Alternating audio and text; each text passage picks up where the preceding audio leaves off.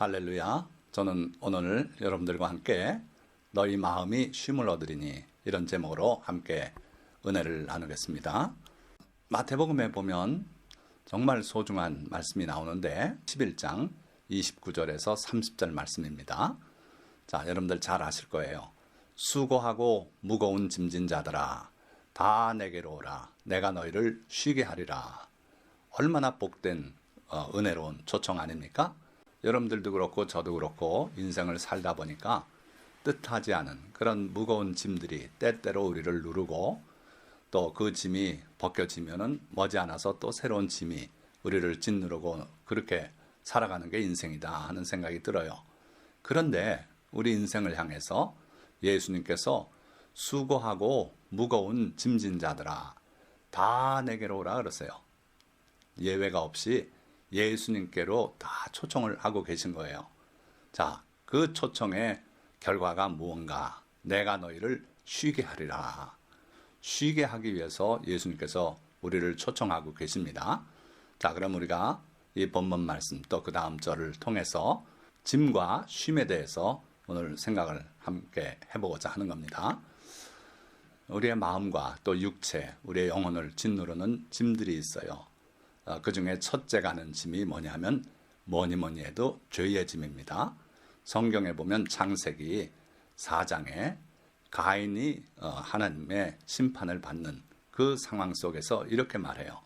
가인이 여호와께 아뢰되 내 죄벌이 지기에 너무 무거우니이다. 이 죄짐을 지고 그 죄짐을 자각해 본 사람만이 할 수 있는 고백을 지금 하고 있는 거예요. 그렇습니다. 우리 그리스도인들은요, 사실은 죄짐을 자각한 사람들이에요. 그래서 그 죄짐을 예수 그리스도의 십자가 아래서 벗어버리고 그러고 천성을 향해서 나가는 그런 사람들이 바로 그리스도인들입니다.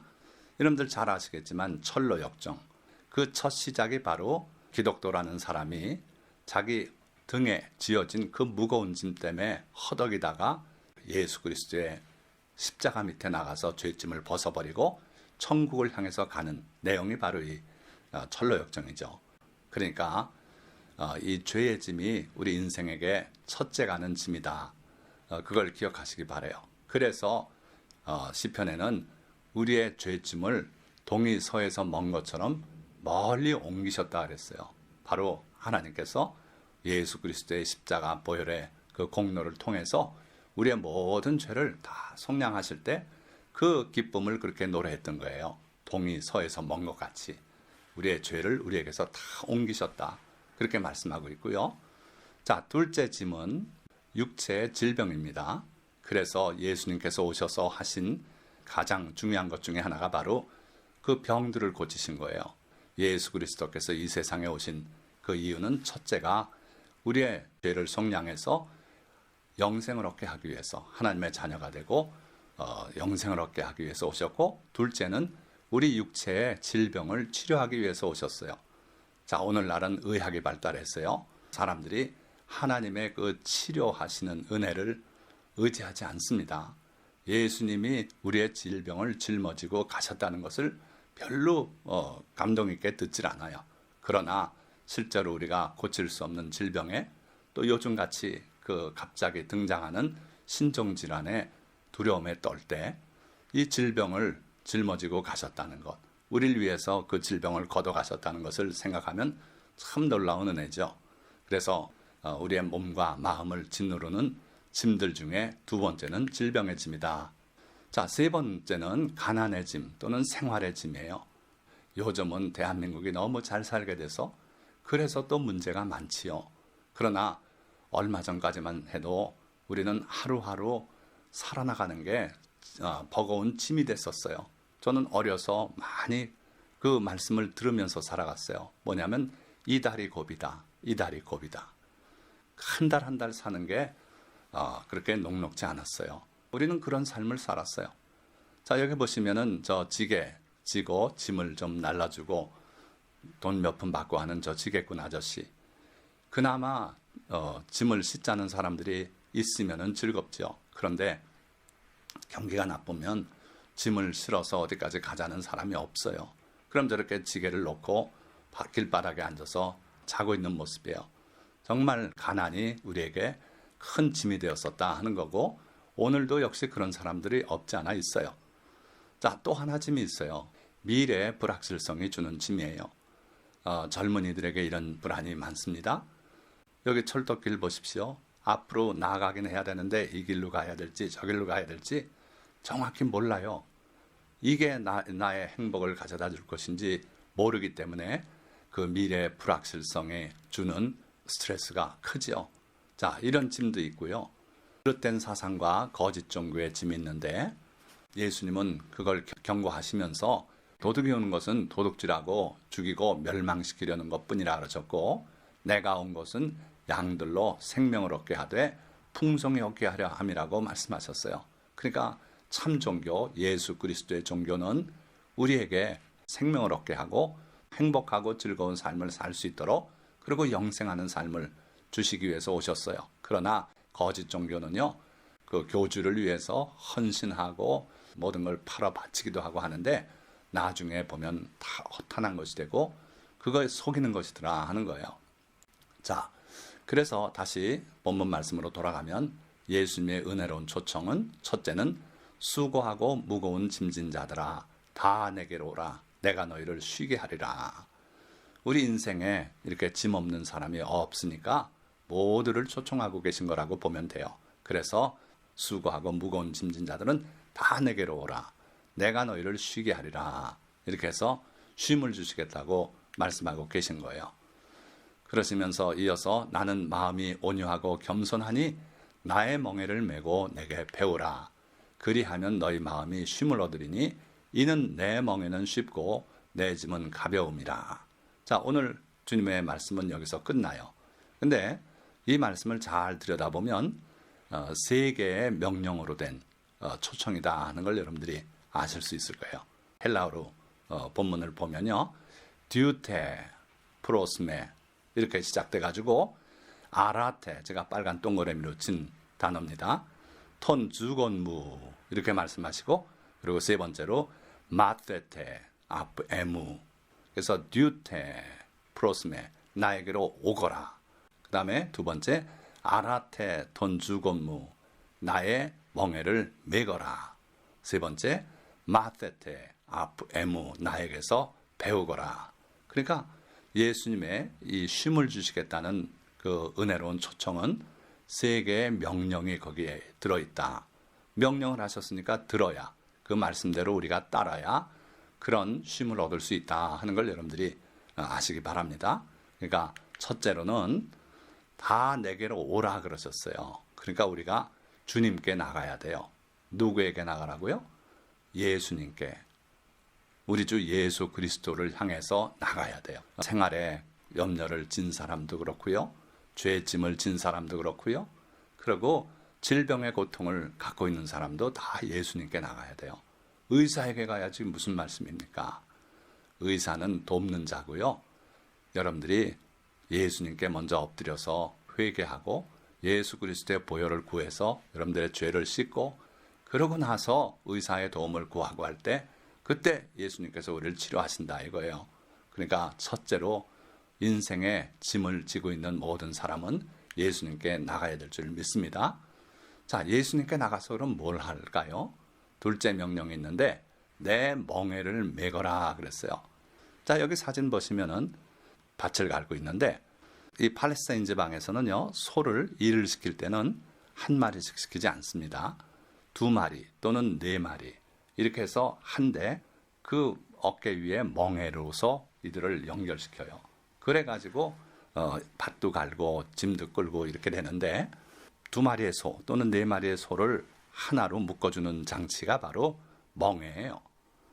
자, 그런데 여기서 멍에를 메라 그러셨는데, 이 멍에를 좋아할 사람 아무도 없습니다, 솔직히. 그러나 이 멍에가 어떤 멍에인가를 아시면은 생각이 좀 달라질 거예요.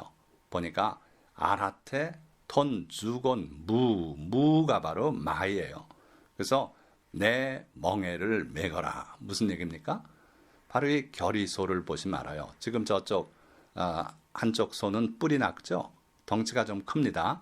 이쪽 소는 뿔이 없어요. 아직 어려요. 얼핏 보면 덩치가 비슷하나 저쪽 소는 어미소고 왼쪽 소가 새끼 자라고 있는 소예요. 그런데 그 어미소와 새끼소를 함께 멍에를 메워요. 그럼 어떻게 됩니까? 힘은 저 어미소가 다 낸다 이거예요. 일은 실제로. 그러고 새끼소는 따라서 가면 돼요. 예수님께서 내 멍에를 메라는 이 교훈이 바로 그런 내용이에요.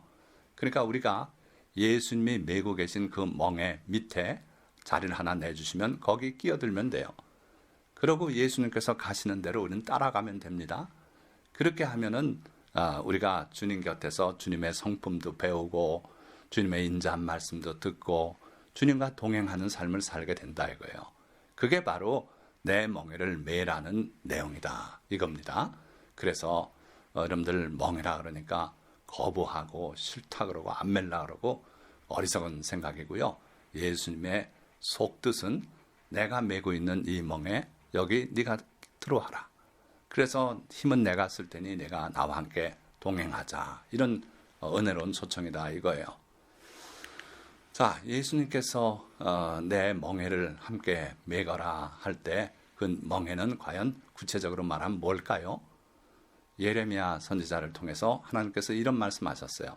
17장에 무려 4번에 걸쳐서 말씀을 하시는데 여호와께서 이와 같이 말씀하시되 너희는 스스로 삼가서 안식일에 짐을 지고 예루살렘 문으로 들어오지 말며 안식일에 짐 지고 다니지 말라는 거예요. 하나님께서는 십계명을 통해서 안식일 기억해서 거룩하게 지키라 그랬죠. 아무 일도 하지 말라 그랬죠. 그런데 세월이 흐르고 나니까 짐을 지고 들어오는 사람들이 있어요. 그렇다면 이건 안식일을 범하고 있는 거죠. 파괴한 거죠. 그래서 하나님께서 안식일에 짐 지고 예루살렘 문으로 들어오지 마라. 그렇게 하면은 내가 너희를 지키고 복 내려주시겠다는 거예요. 그러니까 하나님께서 우리에게 주시는 모든 계명들은요. 우리에게 짐스러운 게 아니라 쓸데없는 짐을 지지 않도록 우리를 풀어주시는 계명이다 하는 거예요. 살인하지 말라 하는 계명이 짐스러워 보입니까? 그렇지 않죠. 살인하지 않으면 우리는 자유인이에요.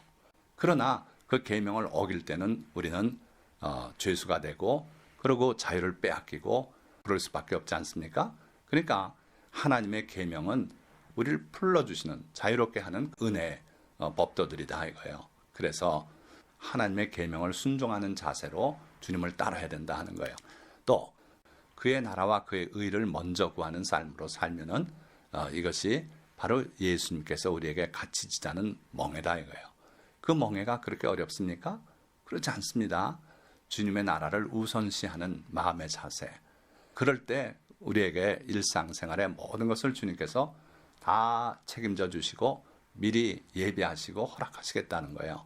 그래서 여러분들도 이와 같이 주님께서 함께 지자고 하는 멍에가 여러분들을 위한 것이고 거기에 순종만 하면은 큰 복을 누리며 살 수 있다는 걸 기억하시기 바랍니다. 세 번째 명령은 내게 배우라 그러셨어요. 마테테 아프 에무 나에게서 또는 나를 배워라 그런 뜻이에요. 자, 주님께 무엇을 배울까요? 온유하고 겸손한 주님의 마음을 배우라는 거예요.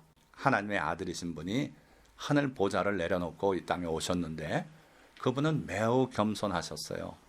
어느 분이 이건 뭐 개인적인 체험이니까 우리가 절대화시킬 수는 없지만 꿈속에 그 예수님의 십자가 고난을 보셨답니다. 그런데 예수님께서 십자가를 메고 가시는데 어떤 성도 한 분이 물을 한 그릇 가져와서 예수님께 드리더랍니다. 그런데 그 물을 받는 예수님의 손이 보니까 두 손을 벌려서 그 물을 받아서 마시더라는 거예요. 그러니까 예수님이 이렇게 겸손한 분이셨다 하는 것을 그 성도님은 그 환상 속에서 그가 체험한 개인적인 환상 속에서 더 깊이 느끼고 예수님은 겸손한 분이다 하는 걸 여러 번 간증을 하더라는 거예요. 그러니까 우리 예수님은 스스로 하신 말씀대로 온유하고 겸손한 분이었어요. 온유하고 겸손하다는 뜻 중에는 예수님은 그의 마음이 낮은 데 있더라 하는 거예요. 그래서 높은 그 직위 있는 사람들하고 어울리기보다는 죄인들과 함께 또 세리들과 함께 식사하고 그들에게 복음을 전하고 그들을 위로하기를 기뻐하셨어요. 그리고 이 땅에서 지극히 작은 자 하나에게 한 것이 곧 내게 한 것이라고 그렇게 교훈하셨어요. 그래서 우리는 주님의 그 마음을 배워야 돼요. 자, 두 번째는 삼가 모든 탐심을 물리치라. 사람의 생명이 그 소유에 넉넉한 데 있지 아니하니라. 모든 탐심을 물리치라 그랬어요. 물질에 대한 탐심도 그렇고요. 명예에 대한 탐심도 그렇고요. 모든 탐심을 다 물리쳐라. 주님은 옷 한 벌로 그렇게 사신 분이라고 설교하는 목사님도 제가 만나봤어요. 예수님이 옷을 선택하기 위해서 고민했다는 성경 봤냐 그러면서 그분은 아주 자신 있게 그렇게 말씀하세요. 뭐 예수님의 옷이 한 벌이었는지 두 벌이었는지 모르나 예수님은 분명하게 머리 둘 곳도 없는 분이라고 스스로 고백하셨어요. 저택도 없었어요. 곳곳에 별장을 두고 그곳에가 주무시고 이렇게 안 하셨어요. 예수님은 아무것도 없이 무소유로 사신 분이에요. 그래서 우리에게도 삼가 모든 탐심을 물리치라고 그렇게 말씀하고 있어요. 이게 바로 우리가 배워야 할 마음이다. 또 예수님은요, 병든 자 치료하기를 원하셨어요. 나병 환자가 꿇어 엎드려서 주여 원하시면 저를 깨끗게 하실 수 있나이다 고백할 때 주님께서 내가 원하노니 깨끗함을 받으라 하고 그 나병 환자에게 손을 내밀어 안수하셨어요. 그래서 병이 깨끗이 나았어요. 그러니까 우리 예수님은 원하는 분이에요. 뭘 원하십니까? 우리가 잘 되고 우리가 치료함을 받고 우리가 구원을 얻고 영생하기를, 우리가 죄사함을 받기를 원하시는 분이에요. 우리는 때로는 떠밀려서 마지못해서 체면 때문에 하는 일들이 많아요. 근데 우리 주님은 늘 끓는 마음의 뜨거운 소원을 가지고 불쌍히 여길 때도 그의 심정이 동해서 그렇게 하신 분이에요. 그래서 우리는 예수님의 마음을 본받아서 진정으로 우리가 원하는 마음으로 그런 사역을 감당할 수 있기를 주님의 이름으로 축원드립니다. 어느 날은 회당장 야이로가 예수님께 달려나와서 자기 딸이 병들어 죽어가고 있다고 고백할 때 예수님께서 내가 가서 고쳐주리라 그렇게 말씀하고 그 많은 군중들을 물리치고 야이로의 집으로 가지 않았습니까? 예수님은요, 말씀으로만 하시는 분도 아니고 앉아 계시고 병자들은 내게 데려오라고 그렇게 말씀하시는 분도 아니고 죽어간다는 말을 듣고는 내가 가서 고쳐주겠다고 그렇게 적극적인 분이셨어요. 우리가 배워야 할 마음 중에 하나가 또 이런 마음이에요. 억지로 하는 것도 아니고요. 적극적으로 내가 가서 고쳐주겠다. 이런 마음이 여러분들에게 있으시기를 축원드립니다. 자, 그 살인자 가인은 하나님께서 내 아우 아벨이 어디 있느냐 하고 질문하실 때 하나님 앞에 뻔뻔스럽게 이렇게 대답을 해요. 내가 내 아우를 지키는 자니까 왜 나한테 내 아우를 묻습니까? 얼마나 뻔뻔스럽지 않습니까? 자기가 쳐 죽이고 그러고선 하나님께서 묻는데 이렇게 책임 회피, 거짓말을 둘러대요. 그런데 예수님은 그와는 반대였어요. 내가 가서 고쳐주리라. 적극적으로 병든 자, 죽어가는 자, 죄인들을 위해서 찾아가셨던 분이에요. 그래서 여러 성도님들 살아가시면서 정말 여러분들이 주님을 사랑하고 주님을 믿고 따르는 분들이라면 이와 같은 마음으로 사시기를 축원드립니다. 어떤 율법사가 예수님께 나와서 율법 중에 가장 큰 계명이 뭡니까? 여쭤봤을 때 주 너의 하나님을 사랑하라 하는 계명, 그리고 또 내 이웃을 내 몸같이 사랑하라, 이 두 계명이 가장 큰 계명이다. 그렇게 말씀하니까 그 율법사가 또 질문을 하나 더 합니다. 그러면 누가 내 이웃입니까? 내가 사랑해야 할 이웃이 누굽니까? 이렇게 주님께 질문을 드렸을 때 예수님께서 강도 만난 사람 비유를 들어서 설명하십니다. 다 설명하시고 나서 이 세 사람 중에 누가 강도 만난 사람의 이웃이 되겠느냐? 그러니까 그 율법사가 자비를 베푼 자입니다. 그럴 때 예수님께서 가서 너도 이와 같이 하라. 그래서 실제 사랑이라는 것은 딴 게 아니고 우리가 그 사랑이 필요한 고난당하는 사람, 어려움에 있는 사람을 찾아가서 선을 베푸는 거다 이거예요. 예수님은 행동하는 메시아였어요. 내가 가서 고쳐주리라 하셨고 또 가서 너도 이와 같이 해라. 그러니까 가야 되는 거예요. 우리가 행동해야 된다는 거예요. 그게 주님의 마음이에요. 또 주님은요, 주라 그러셨어요. 우리가 먼저 주고 그럴 때 하나님께서 흔들어 누르고 넘치도록 하여 안겨주리라, 되돌려 주시겠다는 거예요. 용서하라 그러셨어요. 기도를 가르치실 때 우리의 죄를 사하여 주옵소서 그렇게 기도하라 그러시고 그 기도문을 가르치신 끝에 너희가 너희 형제들의 죄를 용서해 주면 하나님께서도 너희 죄를 용서하겠지만 너희가 용서하지 않으면 너희 아버지께서도 너희 죄를 용서하지 않으리라 그렇게 설명하세요. 그러니까 우리가 이웃의 죄를 용서하고 또 어려운 사람에게 주는 그러한 마음이 바로 예수 그리스도의 마음이다 이거예요. 그것도 또 나하고 직접적으로 연관이 되고 나에게 되갚을 수 있는 사람에게 하라는 것이 아니고 지극히 작은 자, 모든 사람들이 다 무시하고 그리고 사회에서 지위 하나 없는 그런 사람에게 하라는 거예요. 잔치를 베풀 때도 잘 먹고 잘 사는 사람 청하지 말고 저는 자, 가난한 자들을 청하라 그러셨어요. 그래서 우리 주님은 항상 이 어두운 그늘에 있는 사람들을 무시하지 말고 그들을 존귀히 여기고 그들에게 자비를 베풀라는 게 이게 바로 주님의 마음이에요. 우리 그리스도인들 딴 거 없습니다. 예수님의 이 교훈 말씀을 받아들이고 그렇게 사는 사람들이에요. 그리고 계명 작은 것 하나라도 하나님의 계명을 무시하지 않고 그대로 준행하고 살려고 하는 그 마음이 또 우리가 주님께 배워야 될 마음이다 하는 겁니다. 그리고 예수님께서 마지막 날 부탁하신 그 말씀, 서로 사랑하라. 내가 너희를 사랑한 것 같이 너희도 서로 사랑하라. 이렇게 사랑이 바탕이 돼서 이런 자비와 긍휼을 베푸는 그러한 마음이 바로 예수 그리스도의 마음이고 높은 데 마음 두지 않고 낮고 천한 데 마음을 두는 것, 이게 바로 예수 그리스도의 마음이고 우리가 배워야 할 마음이다 이거예요. 그리하면 너희 마음이 쉼을 얻으리니, 이렇게 할 때 우리 마음은 비로소 쉼을 얻어요. 그렇지 않고 나만 알고 내 이웃은 내 눈에 보이지 않고 할 때는 쉼이 없어요. 내가 잘 되려고 애쓰고 바등바등 할 때는 마음에 쉼이 없어요. 그런데 예수 그리스도의 이러한 마음을 여러분들이 본받고 그렇게 살아간다면 비로소 그리하면 너희 마음이 쉼을 얻으리니 주님의 말씀대로 될 거라는 거예요. 이는 내 멍에는 쉽고 내 짐은 가벼움이라 하시니라.